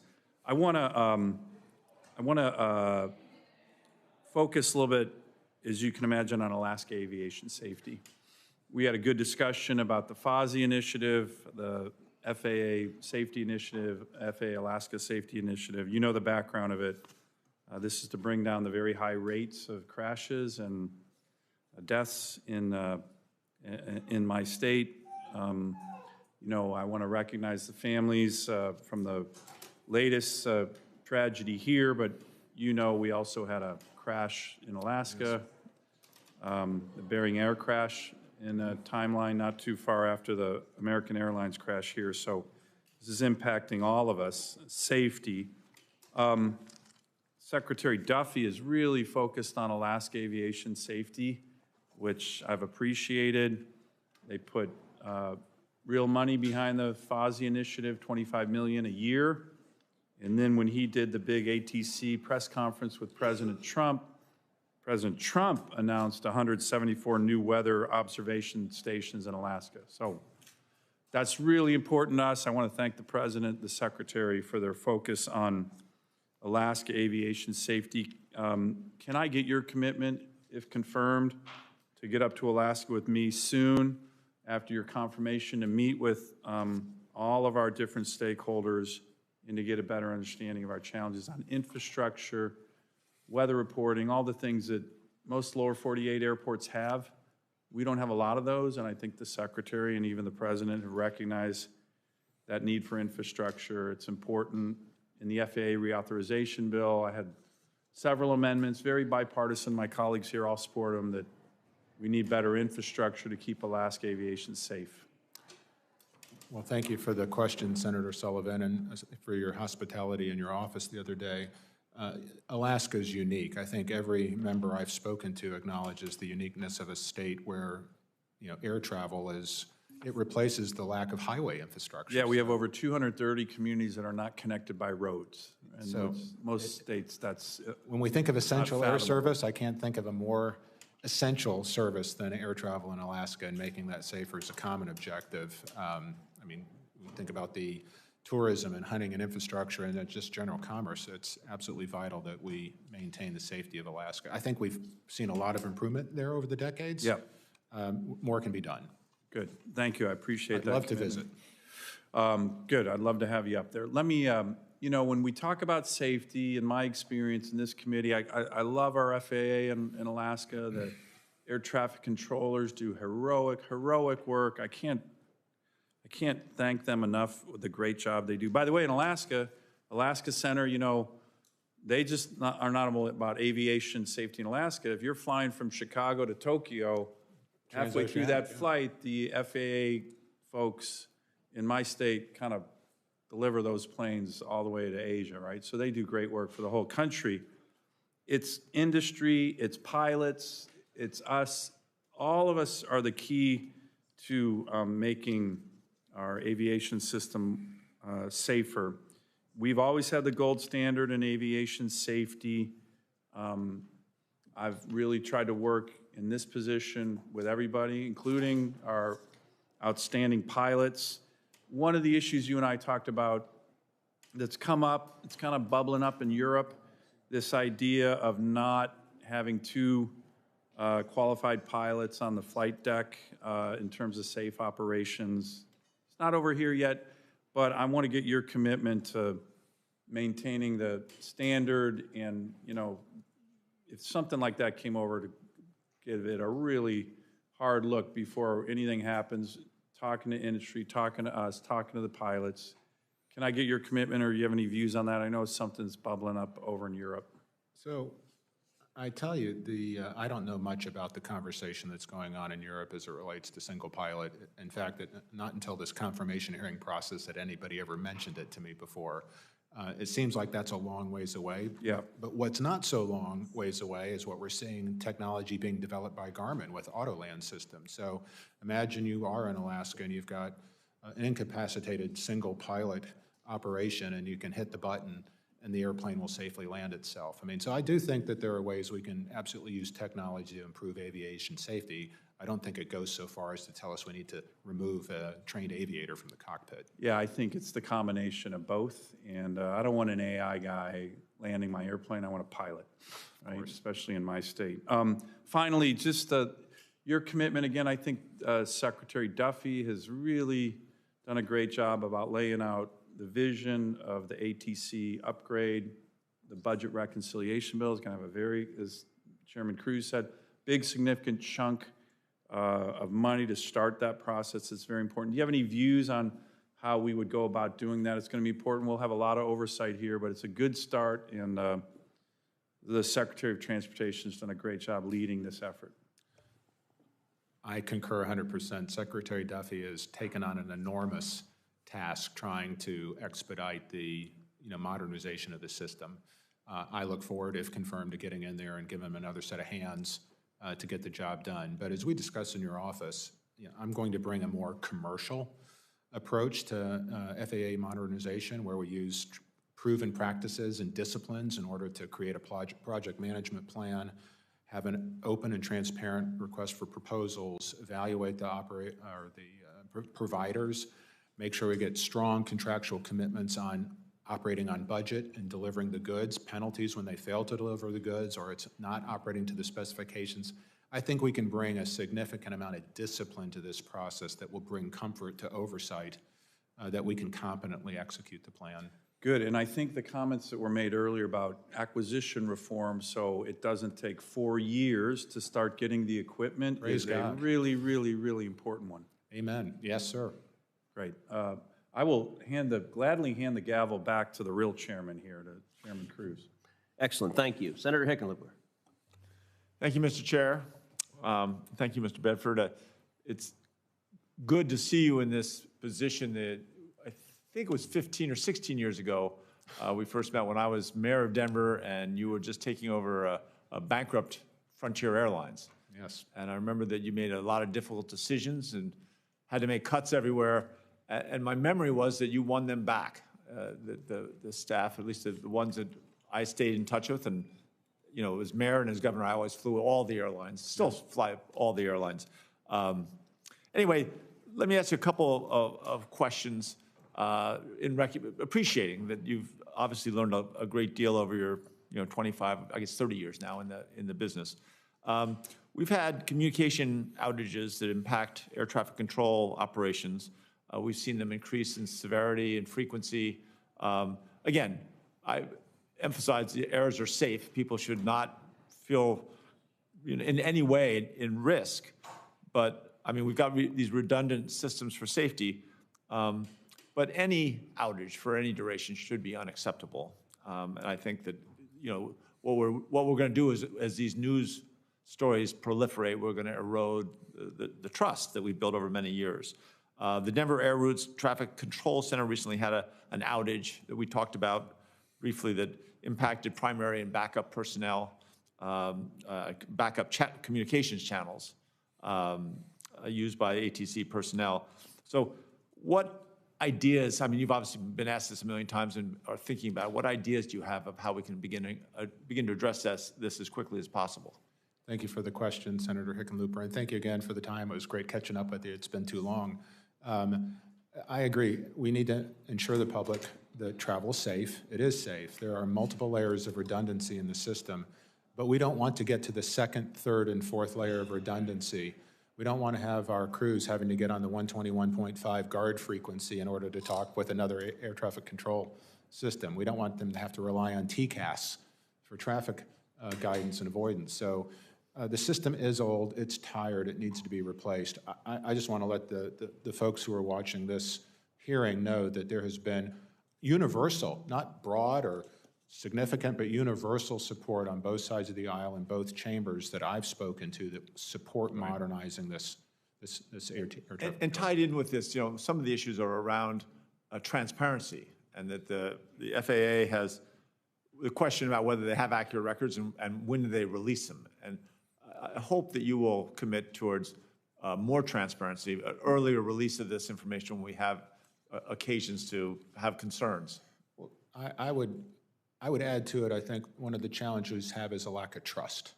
Right. There's lack of trust issues within the FAA and between the FAA and some of the stakeholders. And it's been explained to me why some of those issues there are, but we have to move past that. We will have to embrace transparency and accountability as we move forward this process. I couldn't agree. I think more transparency increases accountability and actually helps the staff do a better job. And I think you get that. I 100% agree. Yeah, I appreciate that.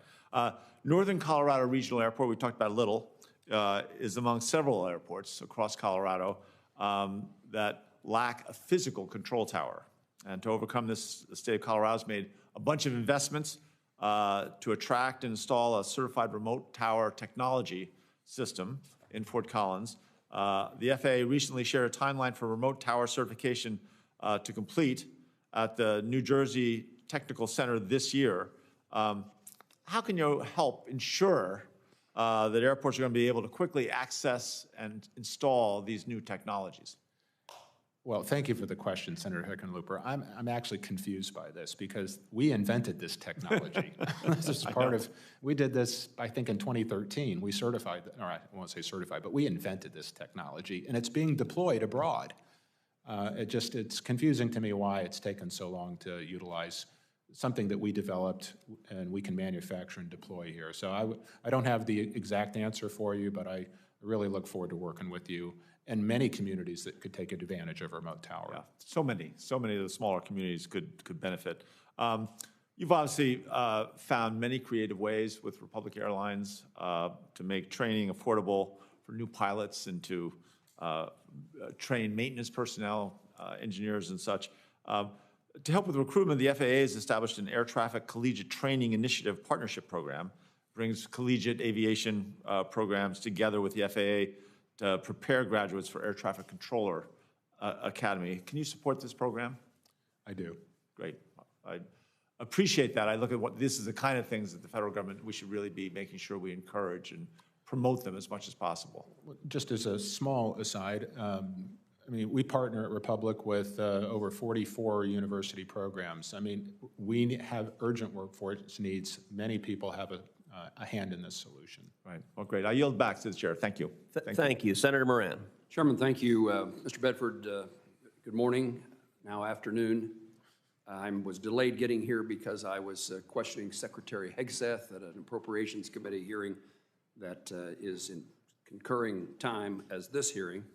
Doesn't diminish my interest in your nomination and your confirmation. But I did use that opportunity to question Secretary Hegseth about VIP or convenience flights from the Pentagon along the route that involves DCA. He assured me that there are no current authorizations, nor will there be an authorization for VIP or convenience flights along, quote, that route, referring, I think, to the route at Pentagon. He said that he and Secretary Duffy are in close coordination. I was hoping he would commit to making certain that there was no flights occurring until the FAA, Department of Transportation, determined there was a safe manner in which to conduct those flights. But the airspace control is the FAA's, is the Department of Transportation's, not the Pentagon's. Is that true? Chairman Moran, thank you for the question and for just the hospitality in your office the other day. Thank you for that. My understanding is the FAA is supreme when it comes to the control of the airspace, but we want to be good partners with the Department of Defense, and we have protocols on how to do that, multiple protocols, as I understand. And as an aviator, you know, we create military operating areas, restricted space, prohibited space, line of fire space, alert zones. I mean, we have lots of ways we can accommodate, and we will accommodate the Department of Defense training needs, but we can't have this mixed-use traffic in Class B airspace. So I know Secretary Duffy is very passionate about this issue, as I would. You would use the authorities you just described to make certain that whatever traffic was involving Pentagon flights involving rotary aircraft you would be certain they would be safe to do so before allowing them. True? Yes, sir. I've introduced legislation as a result of the crash of January the 29th on ADS-B. It's been a point of contention since the crash and since TSB's investigation. This legislation repeals the NDAA, our National Defense Authorization legislation. It was passed some time ago. It had a provision in it that allowed the Secretary of Transportation to allow exemptions in enabling ADS-B in and out. And it also allows for the Secretary of Transportation to require the installation of ADS-B in. Your reaction to that topic and that kind of legislation? So absolutely ADS-B in can be a significant safety improvement for the visibility of traffic because it incorporates the traffic that's on the ground. So if we look at the alerting systems that we have and we're relying on, even when we're using surface radars, it still requires the controller to be in the loop. So there's this process where it has to go to the tower and then from the tower to communicate. And we lose vital seconds on potential incursions and excursions. So, you know, the challenge we have out of the civil fleet, which I believe is close to 7,700 aircraft, we need to find a way to give all of them access. And I know that may be a controversial statement, but here's the good news. For the smaller aircraft, older aircraft that are currently unable to comply with ADS-B in, Collins, Honeywell, L3 have solutions now where we can get to something that's almost equivalent to ADS-B in on that rest of the fleet that today might not be able to adopt. You would work with me and others to find that right solution? Welcome that opportunity. Thank you. One of the things that NTSB found that was somewhat astounding to me, their data decided in their preliminary report of the tragedy, there was some 15,214 close proximity events between commercial aircraft and helicopters that occurred over a three-year span. When we discussed FAA vulnerabilities in my office, you indicated organizational silos existed, And this might be an example of one of those silos in which the FAA aviation safety and the air traffic offices are not responding to what seems to me to be a pretty compelling case. If there's 15,000 close proximity events, someone at the FAA might want to do something different.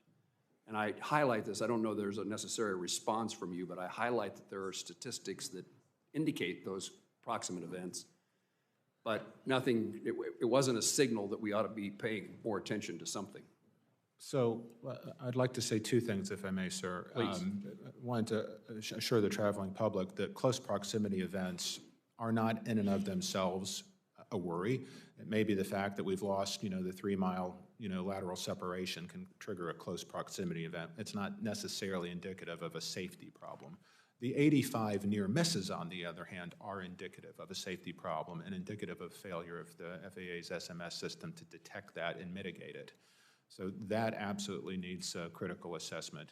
And I will tell you, and as the team here from Republic would tell you, we have tools called FOQA, Flight Operations Quality Assurance, where we're doing a lot of data analysis on our systems, and we're using that to inform our training. I think the FAA could absolutely stand up something similar to that to help inform them of risks in the system that may not otherwise be detectable.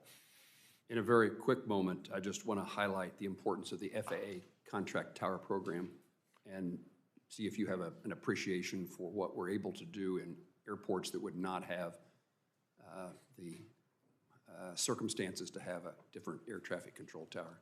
Well, thank you for the question, Chairman Ryan. Unfortunately, you were occupied in the other hearing, so we did have a lot of conversation about contract towers and their necessity as part of facilitating our You can just tell me I liked your answer and all. I liked your answer. All right. Thank you. That I liked your answer. I like mine. Okay. I'll cooperate you on with contract towers. They're important. Thank you, sir. Thank you. Senator Rosen. Well, thank you, Chair Cruz. Appreciate you holding this hearing. Mr. Bedford, thank you for your willingness to serve. I see your family, a very brand new baby out there, so peaceful, so quiet, and behaving well. But anyway, as Senator Sullivan just talked about, I want to stress the importance of, I keep smiling, I'm looking at the baby. I'm smiling at you too, well, but you, it's really Senator hard Rosen. not to smile at that brand new baby. What can I tell you? Importance of the two-pilot flight deck. So for decades, the two-pilot flight deck has been the cornerstone of commercial aviation safety in the United States. The presence of both a pilot in command and a second in command ensures redundancy, effective workload management, and it's a critical layer of risk mitigation, I believe, in the event of in-flight emergencies, any system failures or incapacitation. This model has contributed to one of the safest aviation systems in the world. Currently, the EU Aviation Safety Agency is considering a proposal that would allow a single pilot to remain on the flight deck during cruise while the second pilot rests, an initiative they're even taking up before a comprehensive safety study has been completed. And this approach stands in stark contrast to U.S. regulations, which mandate a minimum of 2 pilots for the scheduled air carrier operations. So I have kind of a two-part question. Do you believe it's safe to only allow 1 pilot to remain on the flight deck during any portion of a commercial flight? And when you become the administrator, how would you approach this international pressure or technological proposals that conflict with the long U.S. safety standards? And I would say success here, but we don't have incidences. That means it's working, right? We don't want to find out it doesn't work by having something terrible happen. Well, thank you for the question, Senator Rosen. I can tell you we have some experience in the country with this issue. When we have, you look at the Roselawn accident, it's a situation where a pilot left the cockpit, a flight attendant took the seat, the airplane suffered significant icing, went into a stall spin. I think it would be a pretty heavy lift, to get us to a place where we would welcome that technology. At our Lift Academy, our investment, we invest in a company called Cape Air. I think maybe Senator Markey would be very familiar with Cape Air. We could operate that as a single pilot operation. We put 2 pilots in it. Yeah, thank you. I want to move on to a little bit of Nevada-specific issues because in response to unique airspace challenges at Harry Reid International Airport in Las Vegas, I authored Section 744 of last year's FAA reauthorization that's going to improve the agency's airspace obstruction analysis. The law now requires the FAA to undertake a robust analysis of potential airspace hazards near certain airports due to factors like, well, building hotel construction near runways. You've been to Las Vegas, so many people have. It's a, well, top vacation destination in the world. And you know the proximity of our hotels to that airport runway. So, however, nearly a year after the reauthorization bill was signed into law, there was little progress in implementing the statutory requirement until I raised it at an oversight hearing last month. Since then, I'm pleased that FAA has improved communication with airport officials. So, if confirmed, will you commit to ensuring that FAA follows the law and implements what I believe is this critical factor? You don't want balconies so close maybe to our runways. Just one example. I will absolutely give you that commitment. Thank you. I'm going to keep on the subject of Harry Reid Airport capacity. Like I said, we're, I like to say, the top vacation destination in the country. We're right up there at the top, but we're the world's leading entertainment, sports destination. We have lots going on, and we're quickly becoming the global destination as well. We got 40 significant sporting events over the last year. We have Super Bowls and World Cups and you name it, and concerts, and these major events, they bring tourists, participants from all over the world. They travel on larger jet planes as well as private jets to our airport.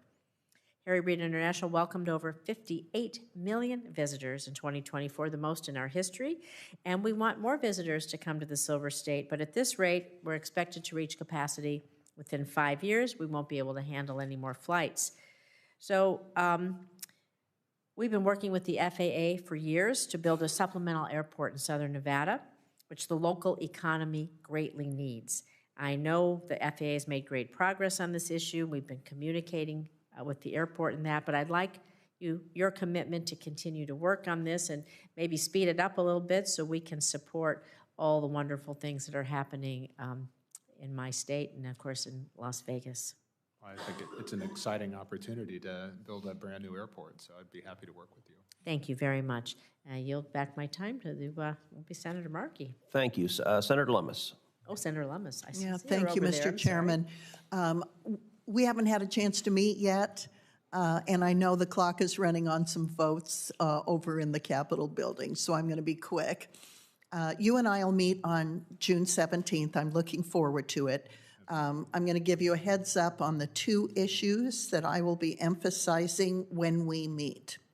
One is, and this is down in the weeds, but very important to my state. I'm from Wyoming.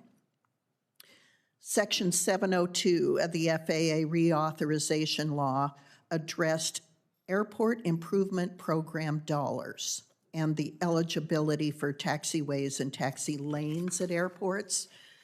Congress clarified eligibility last year in our FAA bill, making very specific language in the authorizations.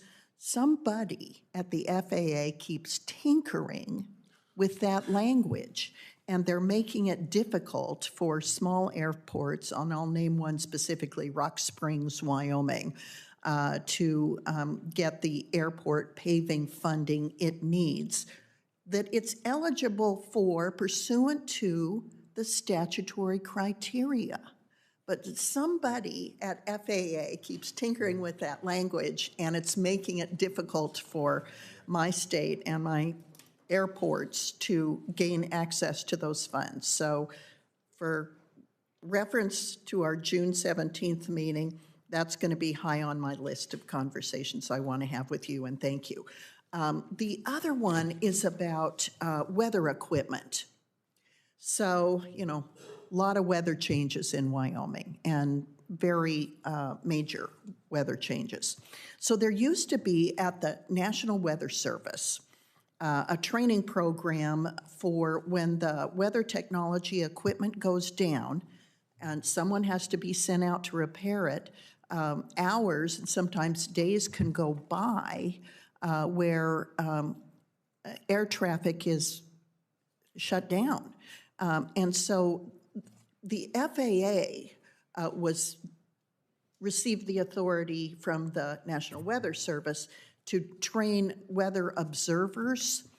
It's not, you know, a major meteorologist type training, but it's something that can allow you to understand the cloud cover, the visibility.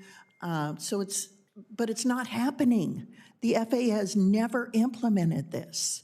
And so my plea is either implement the program, train some people, or give the program back to the National Weather Service because they were doing it when they had that authorization.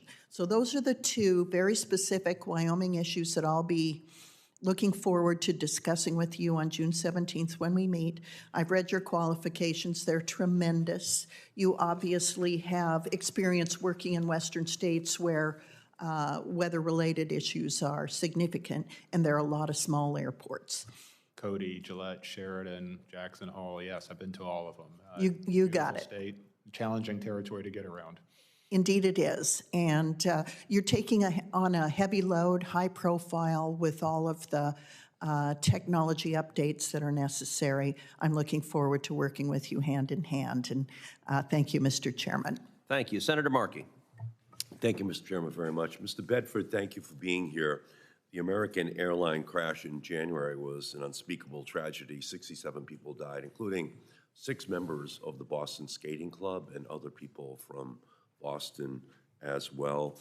And that crash echoes a plane crash in 1961 where 10 members of the Boston Skating Club were killed. So it's traumatic up in Boston, and that team in 61 was the core of the 1964 Olympic skating team.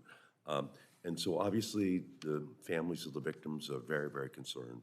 They want to make sure that the necessary changes are made for safety. So do you commit to ensuring that the strongest possible safeguards are put in place in order to ensure that this never happens again? Well, thank you for the question, Senator Markey, and thank you for the hospitality in your office the other day. I had the opportunity to meet with a few of the family members from 5342.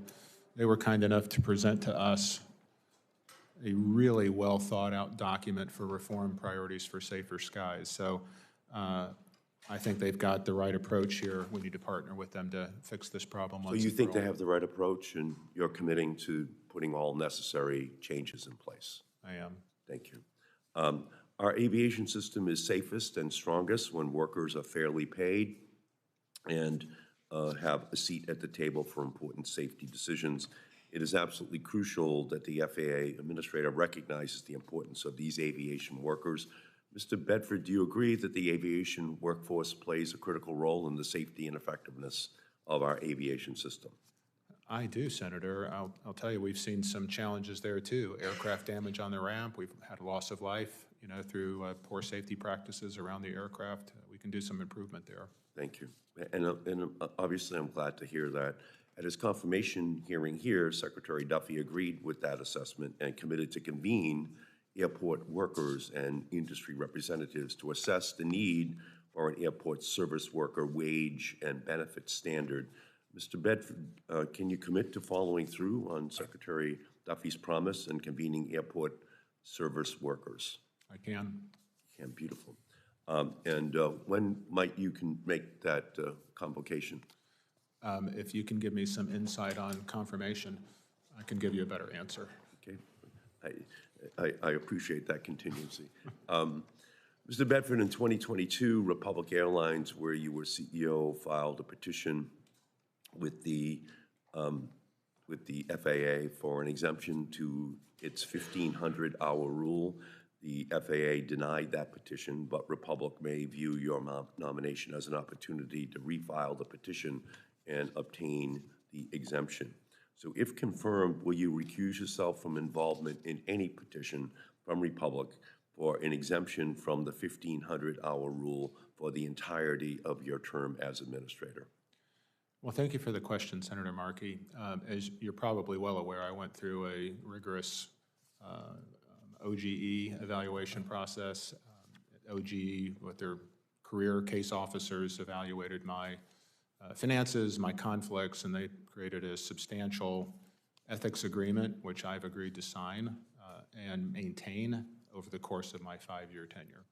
So you will recuse yourself from any participation in the in any Republic Airlines request to exempt from the $1,500 rule. Yes, my OGE ethics agreement does provide for recusals, which I'll comply with. So you will recuse, okay? I just want to make sure that I will follow the ethics agreement that I've signed. Does that mean you will recuse yourself from any? I believe there are recusal periods in there. I don't believe they go through the entirety of my 5-year tenure. Right, and as you can imagine, because Republic did make that, request in 2022, if it comes back again, it would be an overlap with you. Well, and so therefore, it would be cleaner if you just say that you wouldn't go back and participate in that process. Well, as you may be aware, from my ethics agreement, I will be completely separated from the industry in total, so there will be no conflict of interest here, I can assure you. Well, the problem is after your nomination was announced, Republic's Board of Directors agreed to accelerate the vesting of your bonus payments, including for the years 26 and 27. So in other words, Republic agreed to pay your bonuses for work in 26 and 27. So you'll still be serving the American people at the FAA during that period of time. So I just think, Mr. Bedford, just to make it clean, you'd be better off in just saying that you'll recuse yourself for any of those Republic-related decisions. I can assure you, Senator Markey, there will be no conflict of interest in my decision-making if confirmed to be FAA Administrator. Thank you, Senator Markey, and we've got a vote that's closing on the floor momentarily. So, Mr. Bedford, my final question is required of all nominees. If confirmed, do you pledge to work collaboratively with this committee to provide thorough and timely responses to this committee's requests and to appear before the committee when requested? I do, sir. I have letters of support from various organizations for Mr. Bedford's nomination that I ask unanimous consent to be inserted in the hearing record without objection, so ordered. Senators will have until the close of business on Friday, June 13th, to submit questions for the record. The nominee will have until the close of business on Monday, June 16th, to respond to those questions, and that concludes today's hearing.